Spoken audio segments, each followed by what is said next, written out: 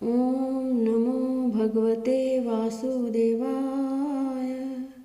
श्रीमद् भगवद गीता प्रथम अध्याय का महात्म्य।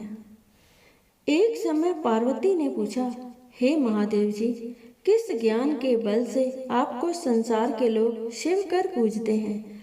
मृगशाला ओढ़े, अंगों में शमशानों की विभूति लगाए, गले में सर्प और मुंडों की माला पहन रहे हो, इनमें तो कोई पवित्र नहीं, फिर आप किस ज्ञान से पवित्र हो? वह आप कृपा कर कहिए। श्री महादेव जी बोले, हे प्रिय सुनो, गीता ज्ञान को हृदय में धारण करने से मैं पवित्र हूँ और उस ज्ञान से मुझे बाहर के कर्म व्यापते नहीं। तब पार्वती ने कहा, हे भगवान, जिस गीता ज्ञान की आप ऐसी स्तुति करते हैं, उनके श्रवण करने से कोई कृतार्थ भी हुआ है? तब महादेव जी ने कहा, इस ज्ञान को सुनकर बहुत जीव कृतार्थ हुए और आगे भी होंगे। मैं तुझको एक पुरातन कथा कहता हूँ, तू श्रवण कर। एक समय पाताल लोक में शेषनाग की शैया पर श्री नारायण जी नैन मूंद कर अपने आनंद में मग्न थे। उस समय भगवान के चरण चापती हुई श्री लक्ष्मी जी ने पूछा, हे प्रभु, निद्रा और आलस्य उन पुरुषों को व्यापता है जो जीव तामसी हैं, फिर आप तो तीनों गुणों से अतीत हो, आप तो नेत्र मूंद रहे हो, यह मुझको बड़ा आश्चर्य है। श्री नारायण जी बोले, हे लक्ष्मी, मुझको निद्रा आलस्य नहीं व्यापता। एक शब्द रूप जो भगवत गीता है, उसमें जो ज्ञान है, उसके आनंद में मग्न रहता हूँ। जैसे 24 अवतार मेरे उसमें जो रूप है, जैसे वह गीता शब्द रूप अवतार है। इस गीता में यह अंग है।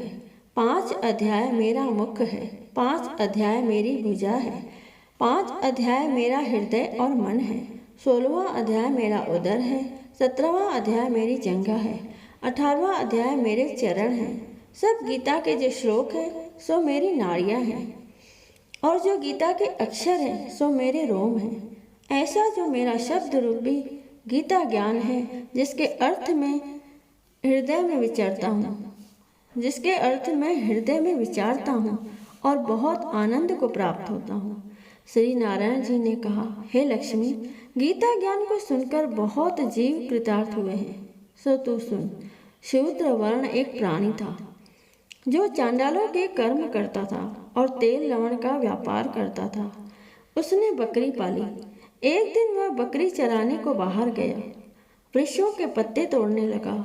वहां सर्प ने उसे डस लिया, तत्काल प्राण निकल गए। मरकर उसने बहुत नरक भोगे। फिर बैल का जन्म पाया। उस बैल को भिक्षुक ने मोल ले लिया। वह भिक्षुक उस पर चढ़कर सारा दिन मांगता फिरा। जो कुछ भिक्षा मांग कर लावे, वह कुटुंब के साथ मिलकर खावे। वह बैल सारी रात द्वार पर बंधा रहे, उसके खाने पीने की भी खबर न लेवे। कुछ थोड़ा सा भूसा उसके आगे डाल देवे।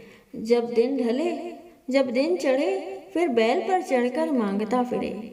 कई दिन गुजरे तो वह बैल भूख का मारा गिर पड़ा, पर उसके प्राण नहीं छूटे। नगर के लोग देखा करे, कोई तीर्थ का फल दे, कोई व्रत का फल दे, पर उस बैल के प्राण छूटे नहीं। एक दिन गणिका आई। उसने मनुष्यों से पूछा, ये भीड़ कैसी है? तो उन्होंने कहा, उसके प्राण जाते नहीं, अनेक पुण्यों का फल दे रहे हैं, तो भी इसकी मुक्ति नहीं होती। तब गणिका ने कहा, मैंने जो किया है तिसका फल बैल के निमित्त दिया। इतना कहते ही बैल की मुक्ति हुई। तब बैल ने एक ब्राह्मण के घर में जन्म लिया। पिता ने उसका नाम सुशर्मा रखा। जब बड़ा हुआ तो माता पिता ने इसको पढ़ाया। तब इसको पिछले जन्म की शुद्ध रही थी।